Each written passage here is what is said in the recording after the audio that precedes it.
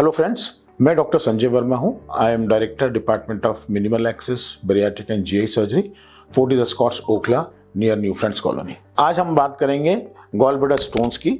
बहुत ही common problem है। हमारी पित्त की थैली में जो पथरियां बन जाती है उसके बारे में, उसका कारण क्या होता है और उसका इलाज क्या है। जैसे कि आप सभी जानते होंगे कि गॉल ब्लैडर एक छोटा सा पियर शेप्ड ऑर्गन होता है हमारे राइट साइड के एब्डोमेन में ऊपर की तरफ, जिसमें बहुत ही कॉमनली पथरियां बन जाती है जिसको गॉल स्टोन्स बोलते हैं। जब भी गॉल ब्लैडर में पथरी बनती है तो हमको कुछ सिम्टम्स महसूस होते हैं इसके। या तो वो पथरी गॉल ब्लैडर के नेक पे जाकर अटक जाए, पेशेंट को सीवियर पेन हो सकता है, या फिर हमको गैस की प्रॉब्लम महसूस होती है, हमेशा पेट में भारीपन महसूस होता है। और यदि गॉल ब्लैडर का स्टोन गॉल ब्लैडर से निकल के पाइप, जिसको हम कॉमन बाइल डक्ट बोलते हैं, उसमें जाके गिर गया है तो हमें या तो ऑब्स्ट्रक्टिव जॉन्डिस हो सकता है, या फिर वो एरिया में गया है जहाँ पे पैंक्रियाज लोकेटेड होता है, उसके सूजन करता है तो उसको बोलते हैं पैंक्रेटाइटिस।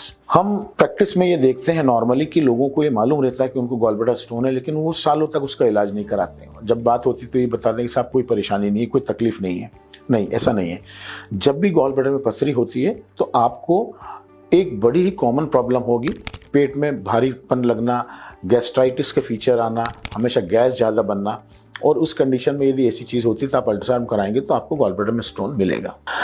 2-3 इस चीज़ को लेके व्यूज़ हैं, जिसमें एक व्यू ये होता है कि भाई गॉल ब्लैडर में पथरी है बट उसको हमें कोई तकलीफ नहीं दे रही है तो उसको हमको नहीं निकालना है, हम जब तकलीफ देगी तब निकालेंगे। ऐसा नहीं है।